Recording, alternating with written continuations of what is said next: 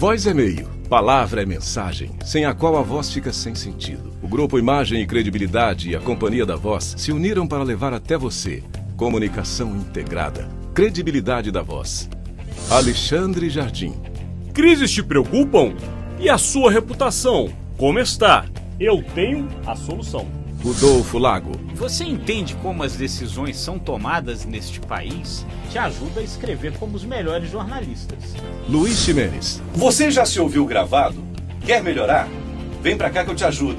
Alexandre Mota.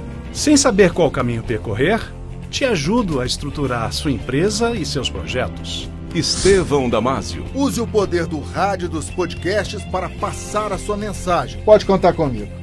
Profissionais da voz e da palavra em uma fábrica de podcasts, entrevistas, cursos, treinamentos e consultorias e conteúdos que irão contribuir na sua tomada de decisão. Soluções em comunicação. Credibilidade da Voz. Uma parceria dos grupos Imagem, Credibilidade e Companhia da Voz. Olá, começa agora o podcast semanal do Grupo Imagem e Credibilidade, em parceria com o Jornal de Brasília, o grande jornal da capital do país, levando até você, seguidor e seguidora, a análise desta semana na capital federal. Uma semana atípica, já que tivemos o feriado de 7 de setembro na terça-feira. O Congresso Nacional não funcionou como normalmente funciona, mas, enfim, isso não foi motivo para que não houvesse notícias políticas. Muito pelo contrário, né, meus amigos? Então, vamos lá. Rodolfo Lago aqui, que é um analista político de primeira linha, junto com Melilo Diniz, que é um parceiro também, um amigo, um advogado, um cientista político, do Inteligência Política, aliás, que tem um excelente podcast que vai ao ar todos os dias às 13 horas, depois no Instagram, e depois também a gente passará esse endereço para que você não perca. Afinal de contas, boas informações ajudam não somente na sua vida, mas principalmente nos seus negócios. É nesse sentido que aqui estamos, então, iniciando este conteúdo semanal. Lembrando a vocês, hoje é sexta-feira, dia 10 de setembro, e o nosso conteúdo vai ao ar sempre no final de semana, no sábado, dia 11.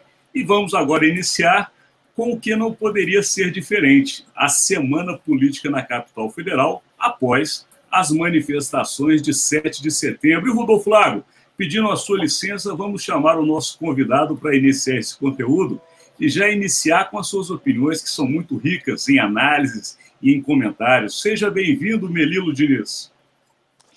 Muito obrigado, Alexandre. Muito obrigado, Rodolfo. É uma alegria estar aqui dentro de uma dinâmica da política brasileira que não se cansa de nos espantar. Tivemos aí uma semana agitada, com altos e baixos, idas e vindas, e muita e complexa avaliação que eu tenho certeza que a gente vai tentar oferecer a quem nos assiste.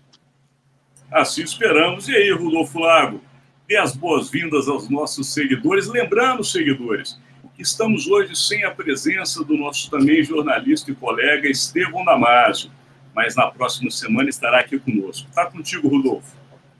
Pois é, então, bom dia aí, bom dia, boa tarde, boa noite, né? Porque depende da hora que os nossos seguidores aí estão nos assistindo, né?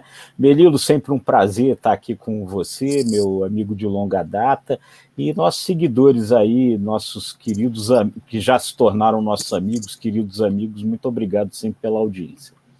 Isso, já virou uma grande família do Imagem e Credibilidade, lembrando que o Imagem e Credibilidade está no YouTube, no canal ICTV, no qual você pode, além deste conteúdo, também ter acesso a outros que tratam de assuntos variados, como a saúde, também o mundo das corporações, enfim, tem muitas informações que vale a pena. Vá lá no ICTV, no YouTube, no Grupo Imagem e Credibilidade, e também ao site do Jornal de Brasília, para ficar muito bem informado.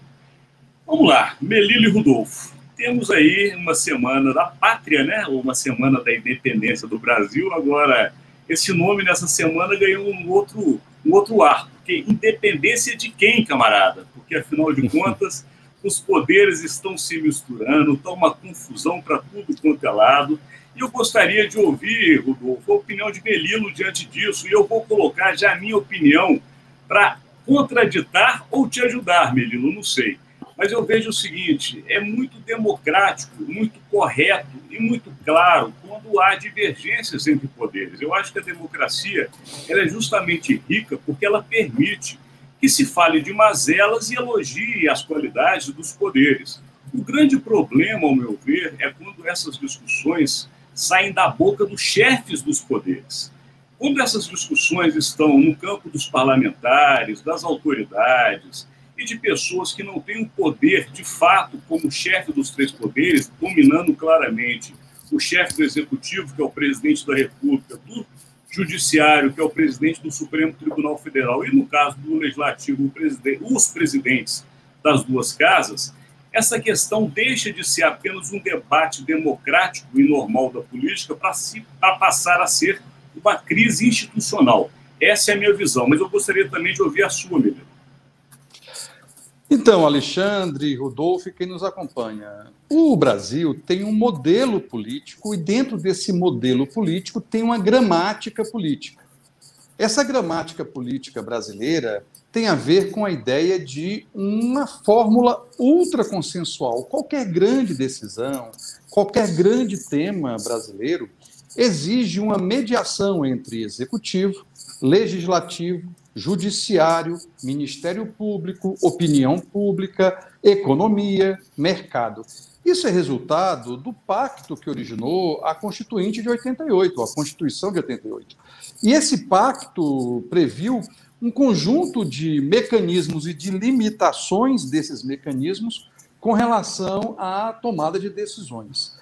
Claro que isso vem mudando desde 88, e essas mudanças culminaram por um período que foi chamado de presidencialismo de coalizão, para chegarmos, a partir de 2018, com a eleição de Jair Bolsonaro, com o que eu chamei de presidencialismo de colisão, de um populismo de combate que acabou inserindo novas dinâmicas e chamando o pessoal para a arena.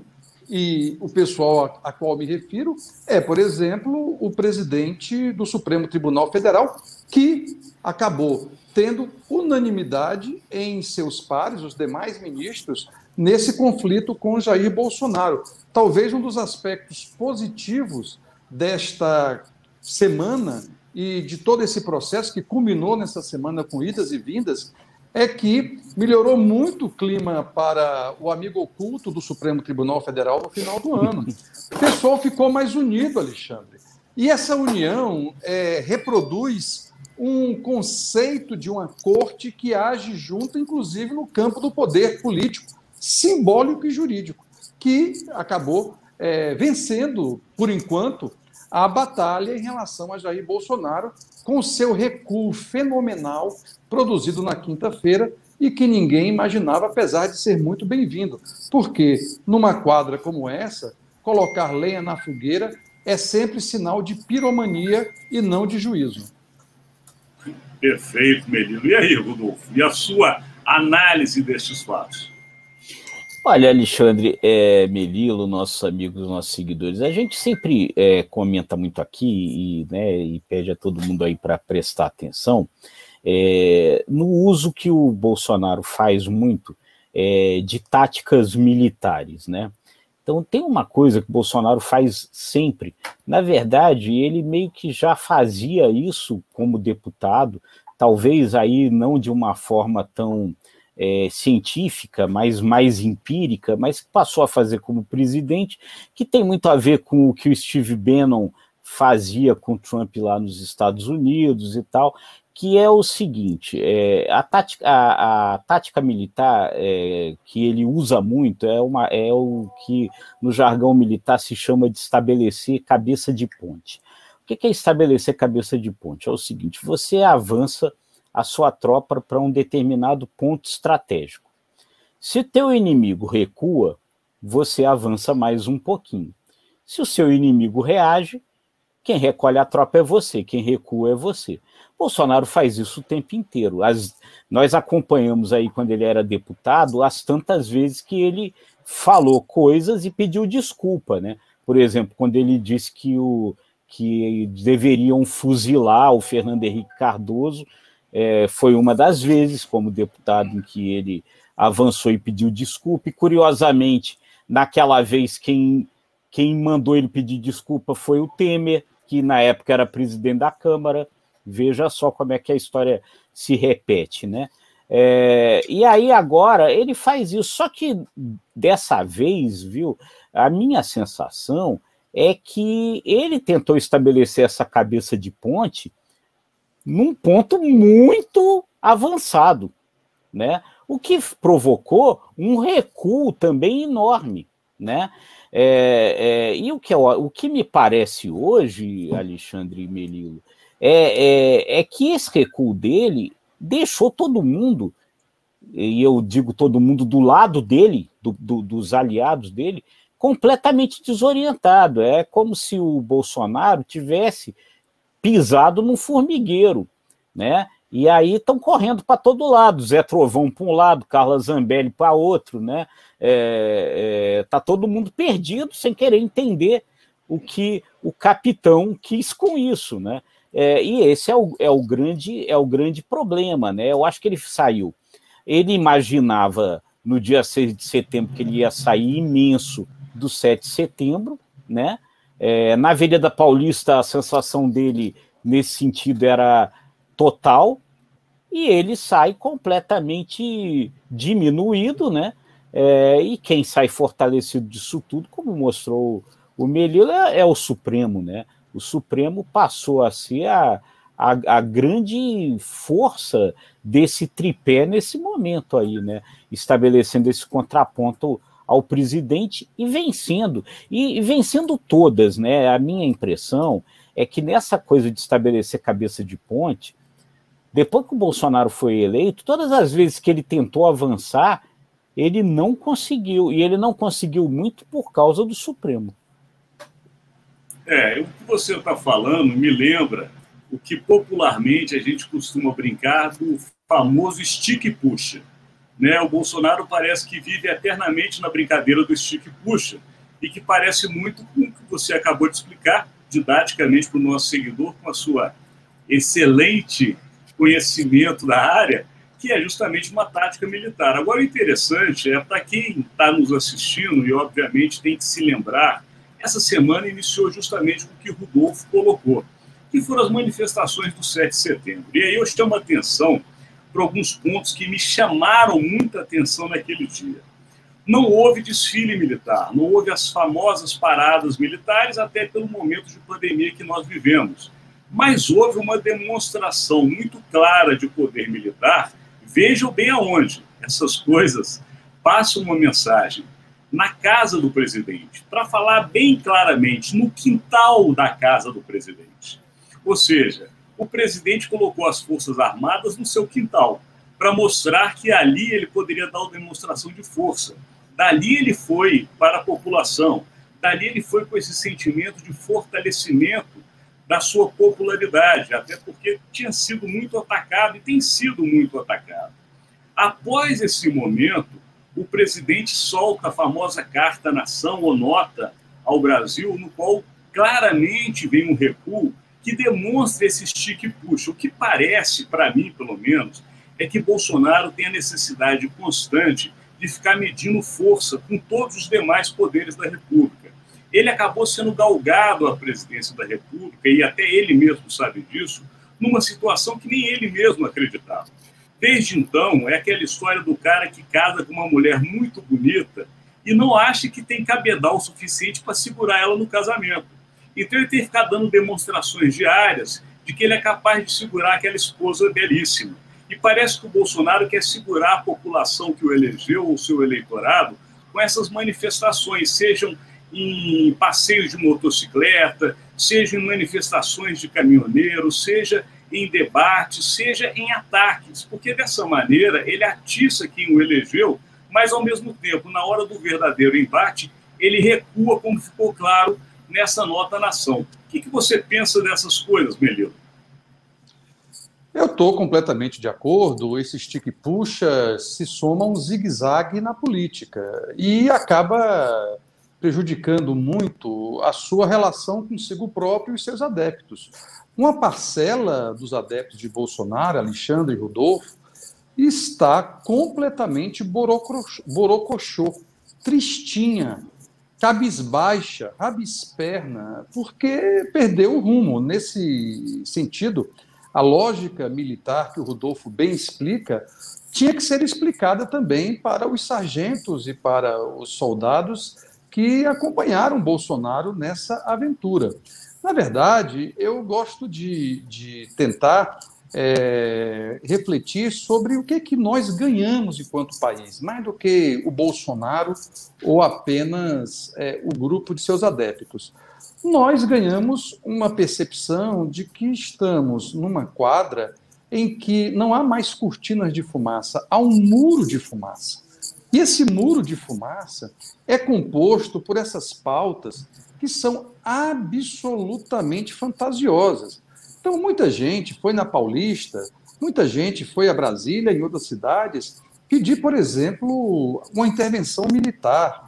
Muita gente foi pedir a demissão dos ministros do Supremo, ou a exoneração, ou a renúncia, o que não faz o menor sentido dentro do marco constitucional, das regras do jogo, das 4 linhas da Constituição, como o presidente gosta de usar. Depois, nós perdemos muita coisa, porque ganhamos algo de percepção, de clareza, de reflexão, mas perdemos muito.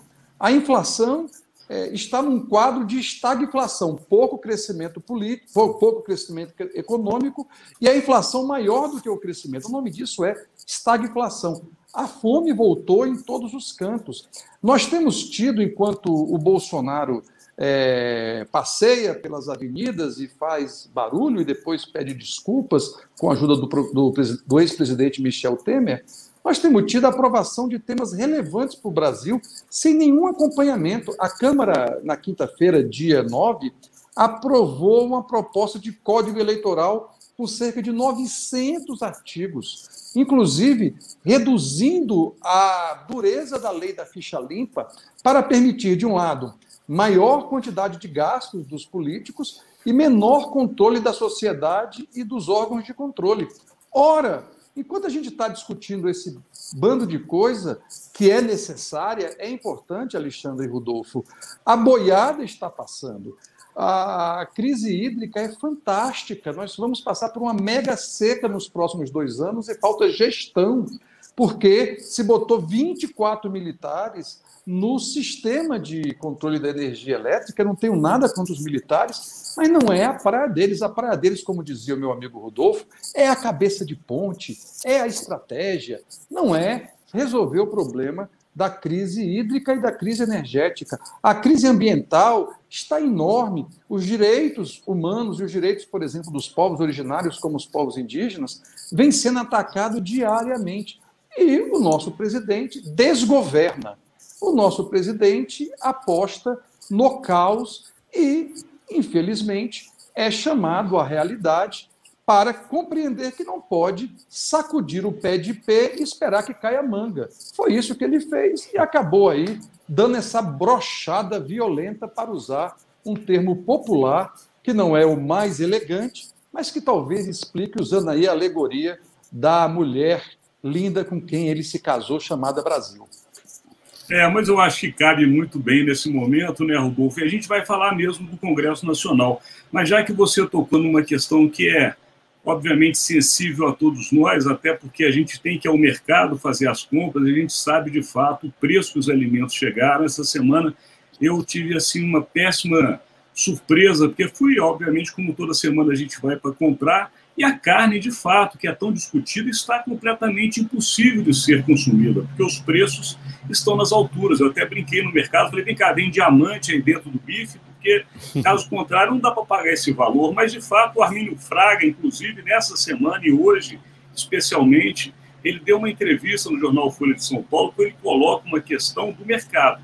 Essa questão do mercado, ela realmente é muito sensível a todos nós, porque a economia, no final das contas, é que mexe nas nossas vidas. E algumas pessoas têm dito que, de fato, o que está acontecendo hoje foi reflexo do que Bolsonaro havia dito no passado, que se não fizesse uma outra forma de combate à pandemia, a economia acabaria arrebentando. Antes de passar para o Rodolfo, eu gostaria de ouvir a sua opinião específica sobre isso. Você acha que, de fato, Melilo, a economia hoje está indo mal por conta daquela velha máxima de Bolsonaro no ano passado, quando iniciou a pandemia? Claro que não, Alexandre. A dicotomia saúde versus economia era uma falácia a mais de Jair Bolsonaro, seus adeptos e admiradores. O mito tem uma economia, uma visão da economia estúpida, completamente dissociada de qualquer condição. O próprio mercado abandonou Bolsonaro de maneira solene por meio da Febraban. Os empresários compreenderam que esse governo, apesar da aposta que fizeram violenta, admirada e empenhada no Paulo Guedes, não trouxe nenhuma novidade. E aí se acabou tendo um grande problema. É que, por falta de qualquer tipo de articulação para promover algumas reformas necessárias, por falta da capacidade de resolver os gargalos da produção, especialmente os gargalos da infraestrutura, e por conta da absoluta tensão na política que abala a economia, e isso sempre foi evidente, a gente que está há muito tempo na estrada sabe que toda vez que há esse conjunto de tensões, a economia começa a enfraquecer. Por quê? Porque parte do tripé da economia, que é estrutura, redução fiscal de déficits, é a confiança.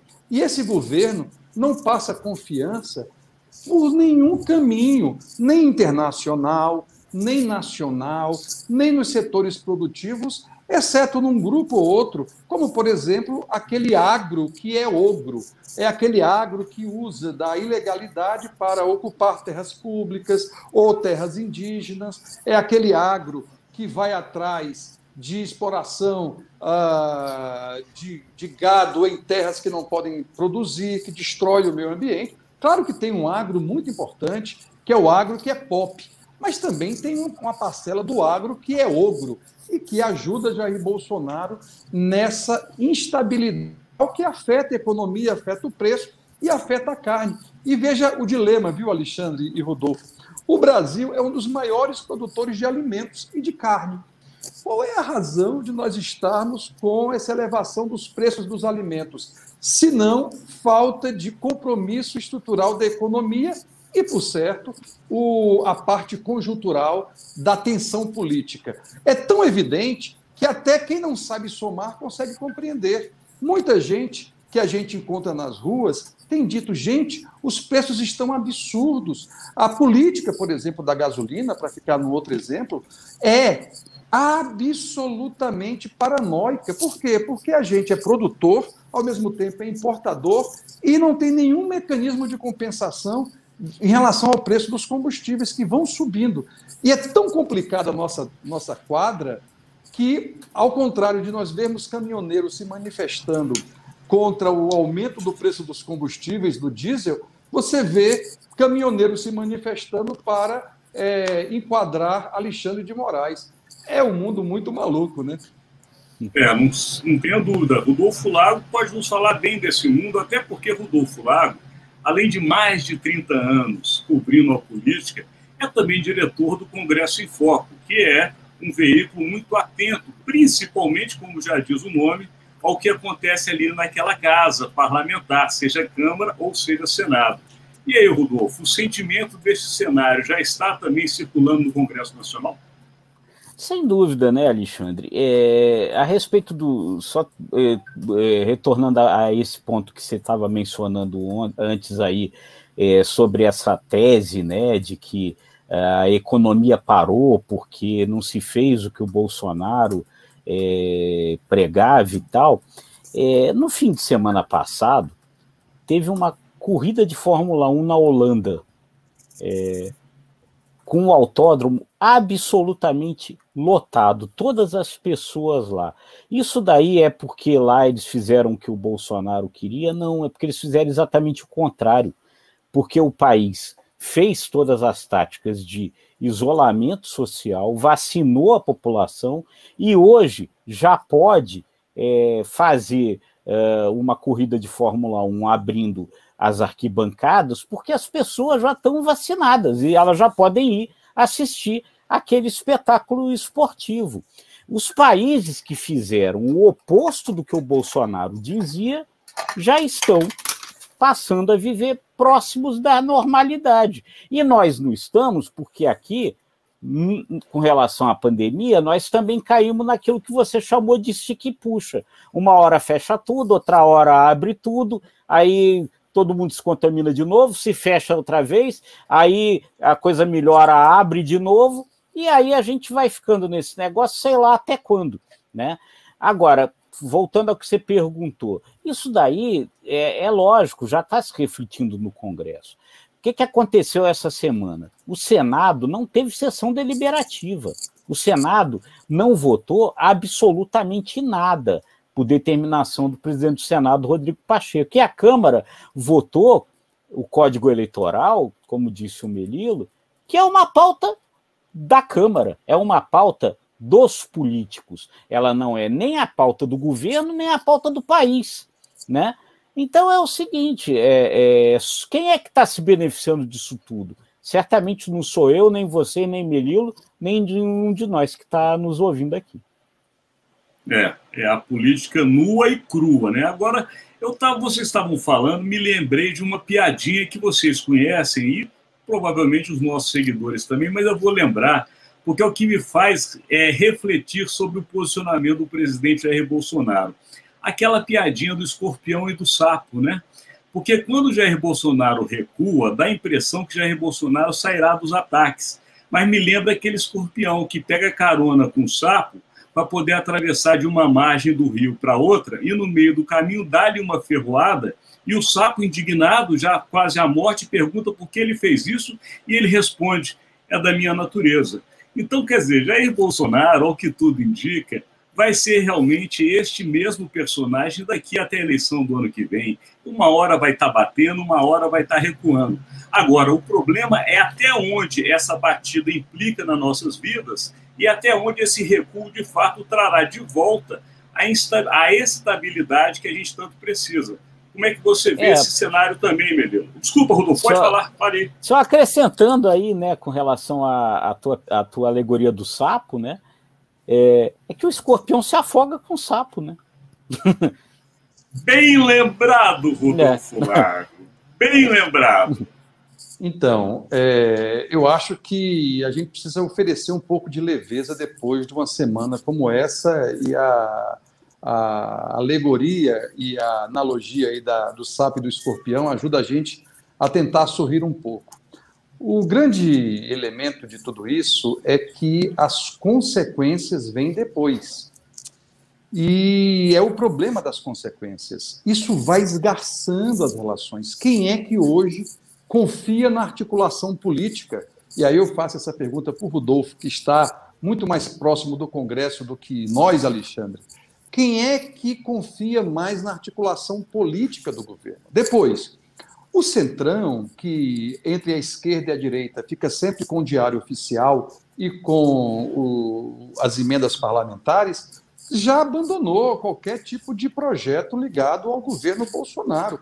Eles estão com uma pauta definida e um exemplo é exatamente o Código Eleitoral, que tem como característica aumentar a quantidade de recursos públicos para a atividade eleitoral e partidária e reduzir os controles, sem dizer o seguinte: o principal interessado, que é o eleitor, não foi consultado por ninguém em momento algum. E aí nós temos um contexto em que o Congresso está submetido a essa lógica imposta basicamente por esse grupo político chamado Centrão. O Judiciário vai tentando, além de conter os arroubos e as iniciativas de Jair Bolsonaro, vai tentando discutir temas importantes para o país. Ontem se houve a continuidade, ontem, quinta-feira, a gente faz um programa na sexta e é passado no sábado para todo mundo, urbi et orbi, como diriam os romanos, para a cidade e para o mundo. E o ministro Edson Fachin deu um importante voto no caso das populações originárias dos povos indígenas, que é o marco temporal. Então, o grande elemento que une tudo isso é que, enquanto as coisas necessitam ser discutidas, organizadas e de forma orgânica, por isso que eu dizia que o eleitor tinha que ser mais debatido e participar das discussões sobre a reforma do Código Eleitoral, você vai tendo um esgarçamento, um cansaço pessoal. Quem não tiver confuso nessa quadra brasileira está mal informado. E aí a gente está diante de uma tentativa muito grande de compreender tudo o que aconteceu e que acho, inclusive, que a gente vai levar aí alguns meses para saber todos os detalhes. Por exemplo, a tensão, Alexandre, que houve na noite do dia 6. A participação de redes sociais ligadas ao presidente Bolsonaro, dizendo claramente ele acabou de decretar um estado de sítio. A presença de caminhões na esplanada que eram não de caminhoneiros, mas de empresas e de empresários que estavam ali. Como é que é a expressão aí, Rodolfo, da cabeça de ponte? Criando um estabelecendo embate, uma estabelecendo a cabeça de ponte, criando um embate com uma instituição que sem ela não tem democracia, que é o Poder Judiciário no seu órgão supremo, a Corte Constitucional do país e superior.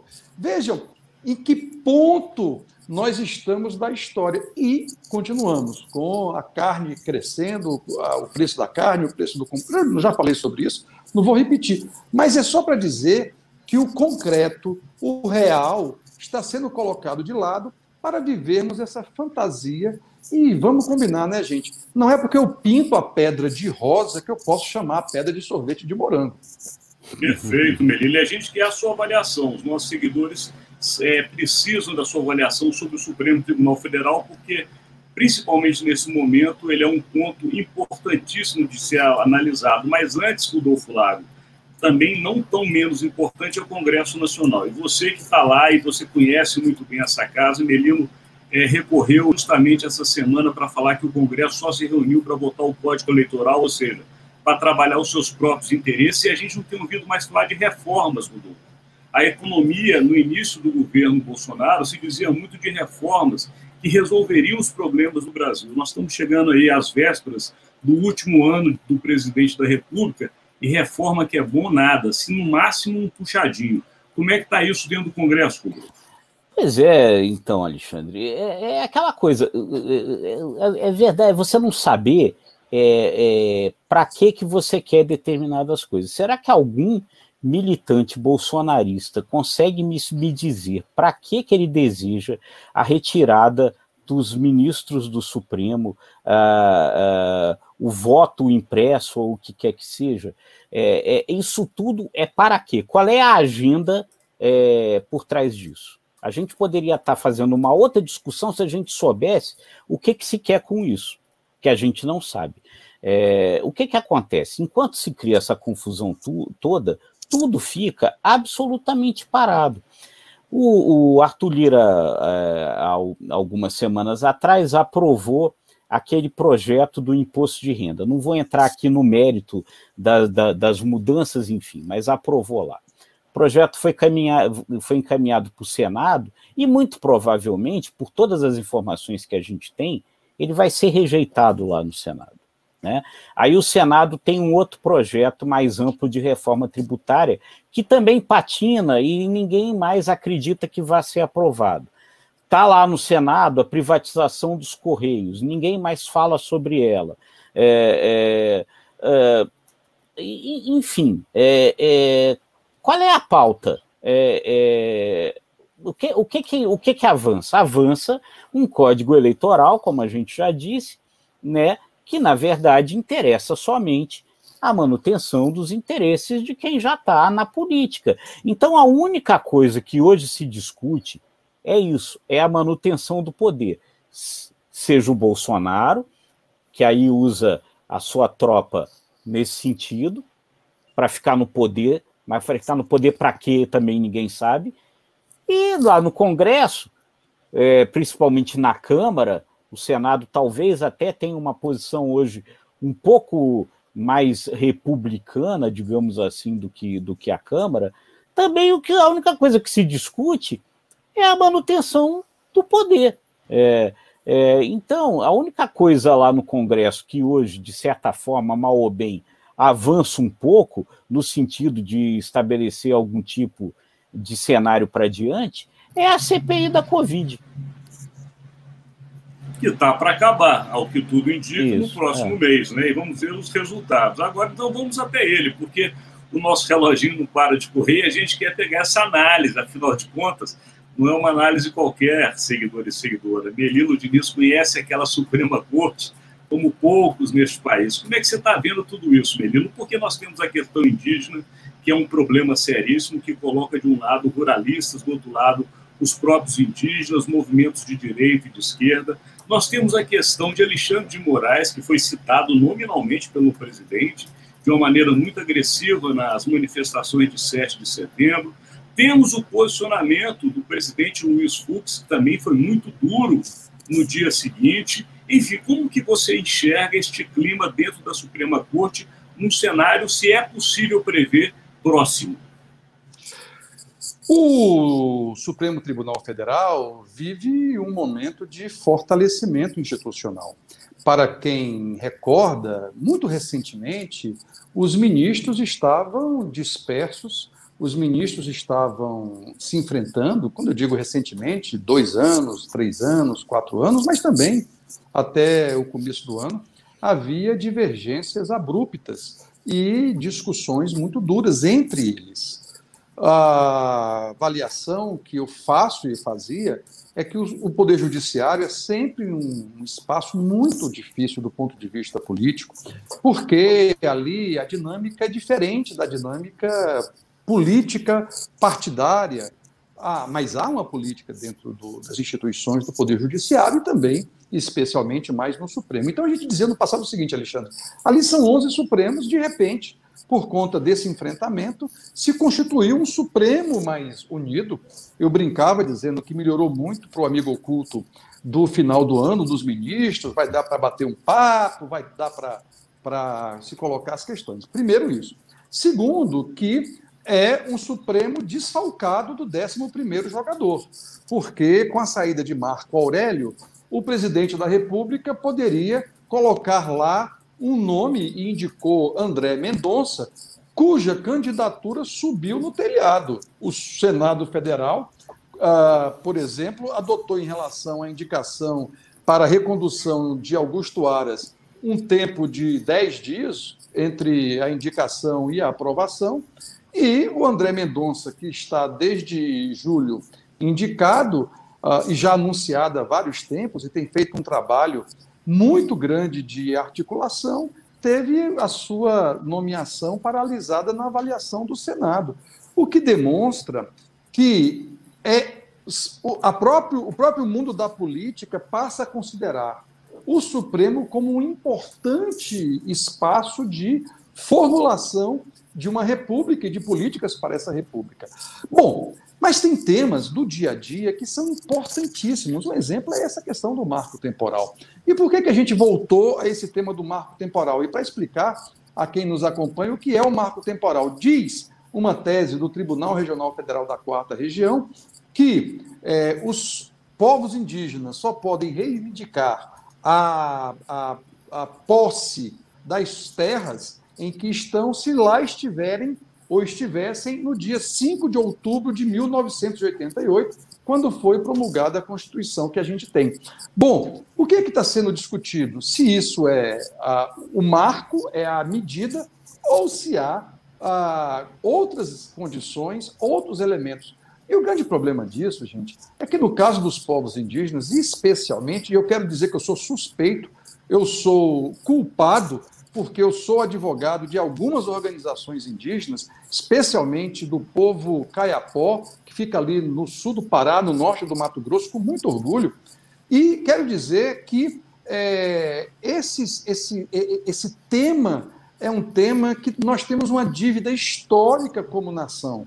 O Brasil cometeu uma profunda violência com os povos indígenas a partir do momento da chegada dos europeus no continente, e esse, Alexandre, Rodolfo, é o segundo momento mais grave da história brasileira em relação aos povos indígenas. Tem só complementando, Melio, O justo seria que o marco temporal fosse 22 de abril de 1500, né? Agora imagina se isso fosse adotado, né?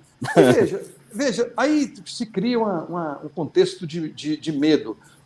Vai ter que se entregar Copacabana, vai ter que se entregar Guarulhos. Eu quero dar uma informação para quem pensa dessa maneira. Os povos indígenas não querem Copacabana, não querem Guarulhos, gente. Olha, informação importante aqui no nosso evento, no nosso programa, no nosso material aqui. Os povos indígenas não dão a menor pelota para Copacabana, porque nós construímos, apesar da beleza de Copacabana, atrapalhar muito a relação da natureza em Copacabana. E aí, pessoal, o grande lance, de Guarulhos, o grande lance, que eu não sei se vocês sabem que o outro nome de Guarulhos é Cumbica. Vocês sabem disso, né? Não sabia. Não, Cumbica é o aeroporto que a gente... de Guarulhos. Você sabe o que significa Cumbica em Guarani? Nuvem baixa. A gente é tão... idiota que faz um aeroporto muito a gente é tão... Nós brancos somos tão complicados que a gente não pegou a tradução. Perguntou por que vamos fazer aqui na área de Cumbica? Porque é mais barato, porque vai desapropriar pouca terra, não sei o quê. Resumindo a ópera, ninguém foi perguntar lá para os povos indígenas guaranis ali da região qual era a tradução do nome daquele espaço geográfico. Cumbica em Guarani é nuvem baixa. E aí, Melilo, pessoal, diga, só para concluir eu vou ter que... do marco temporal... Porque a gente está com aquele tempo e eu gostaria ainda que você, se puder, rapidamente, dar uma opinião sobre a questão Alexandre de Moraes também. Claro, então, o marco temporal teve um primeiro voto do Edson Fachin e vai continuar esse debate semana que vem. Bom, Alexandre de Moraes, conhecido nas hostes bolsonaristas como Xandão, demonstrou que está mais forte do que nunca. E veja, porque na corte, a ideia de fazer os inquéritos sobre desinformação e ataques à corte, ao Supremo, é algo absolutamente regulamentar pelo regimento interno do Supremo. Então, primeiro isso. Então, muita gente diz, como é que ele pode fazer o inquérito ao mesmo tempo? Bom, gente, aí acho melhor consultar o seu advogado para saber que ele pode fazer isso, porque está previsto na legislação. 2, o Alexandre de Moraes, além disso, ele se fortaleceu. E eu quero dizer que muita gente criticava o Alexandre de Moraes por ter chegado a partir de uma articulação de Temer que tinha o direito de nomeá-lo. Veja, foi exatamente o ex-ministro de Temer, atual ministro do Supremo, com o apoio do ex-presidente Temer, que ajudou a diminuir a tensão em relação a essa confusão. Veja como, apesar das confusões do nosso sistema, o sistema tem algumas coisas boas para ajudar a resolver. O Xandão está está forte e está unindo, inclusive, os demais ministros da Suprema Corte. Rodolfo Lago, a gente está com o tempo estouradíssimo, temos que ir para as projeções, mas a palavra está contigo para poder complementar essa análise de Melilo. É isso, Xandão está né? Perfeita aí o que disse o Melilo. O Supremo sai muito fortalecido, né?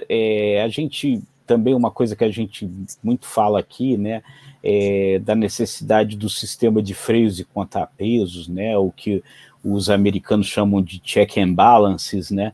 E quem tem exercido nesse governo Bolsonaro, principalmente esse papel de freio e contrapeso às maluquices, tem sido o Supremo.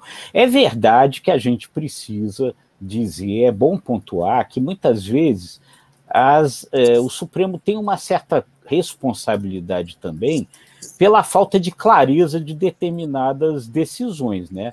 Então, por exemplo, a gente vai lembrar muito aí da história de primeira e segunda turma, né? Uma turma prende, outra turma solta. Isso certamente não ajuda na compreensão das coisas, essa falta de clareza. Então, é preciso pontuar que o Supremo tem essa responsabilidade, sim, por esse estado de coisas que chegou, mas acabou cumprindo um papel muito importante nesse sistema de freios e contrapesos da República aí. Perfeito, Rodolfo. Já emenda, então, agora naquele momento que são as projeções da próxima semana. Já lembrando aos nossos seguidores que este conteúdo chega para você neste final de semana e segunda-feira promete uma semana bem quente depois de tudo isso que falamos da semana que passou. Então fica contigo, Rodolfo. Qual a sua projeção? Depois dessa semana que começou com avanço, terminou com recuo, o mundo volta à normalidade, né? Com as coisas voltando a acontecer. Nós vamos ter de volta a CPI da Covid, nós vamos ter de volta lá os depoimentos, um relatório que está chegando ao final, um relatório que já ia responsabilizar o presidente da República por diversas coisas e que certamente agora aqueles senadores ficaram ainda mais tomados dessa vontade. Então, eu acho que daí a partir do que a CPI vai concluir que os próximos passos aí vão ser tomados, viu, Alexandre? Então, da projeção de Rodolfo Lago para a sua projeção, Melilo Diniz. Eu aposto nas manifestações do dia 12 de setembro, também conhecido por domingo. Nós teremos alguns eventos espalhados pelo Brasil todo. A grande concentração será em São Paulo, mais uma vez na Paulista, e é um evento a convite de setores que, inclusive, apoiaram Bolsonaro, como o MBL. Vai ser um momento em que os caminhos das terceiras vias, vou insistir, das terceiras vias, estarão tentando se encontrar.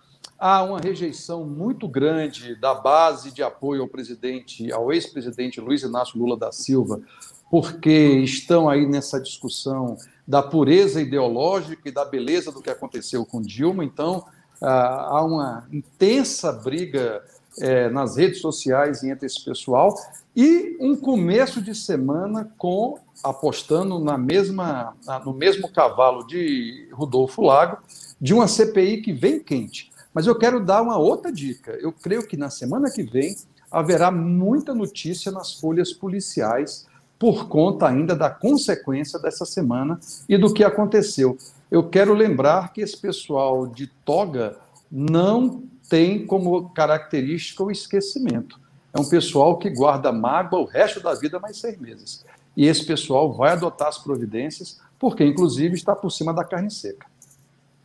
Perfeito. Eu, de uma maneira mais rápida que eu posso, eu projeto para a próxima semana o que Melilo deixou muito claro para todos vocês, seguidores, que essa decisão por parte do STF com relação às terras indígenas é uma questão muito importante, como ele mesmo fez referência, talvez a mais importante desde o descobrimento do Brasil, e, de fato, é uma decisão que está prevista para sair nessa semana. A outra que eu coloco na projeção é a reação dos militares. Esta carta ou esta nota que o presidente soltou ontem, ao que tudo indica, causou muito mal-estar na ala militar, principalmente naquela que compõe o próprio governo. E pode-se ter aí na próxima semana uma manifestação também de parte dos militares com relação a essa crise que está hoje colocada às vistas entre o judiciário e o executivo. Encerramos este podcast, estouradíssimo o nosso tempo, pedindo a compreensão dos nossos seguidores, mas a informação, quando é boa, seguidores e seguidoras, a gente não pode interrompê-la. E é um privilégio termos aqui Melilo Diniz, hoje sem a presença de Estevão Damasio, mas Rodolfo Lago, sempre com as grandes e boas análises. Chegamos ao final, lembrando que este conteúdo está sempre disponível no nosso canal do YouTube, o ICTV, do Imagem e Credibilidade, também no nosso parceiro, o Jornal de Brasília, o grande jornal da capital do país. Você tem sempre conteúdos que são feitos para você. Vá lá e confira. No mais, uma boa semana e esperamos com um pouco mais de tranquilidade daqui passou. Um grande abraço a todos vocês. Falou, gente. Um abraço. Tchau, tchau. Grande abraço. Grande abraço.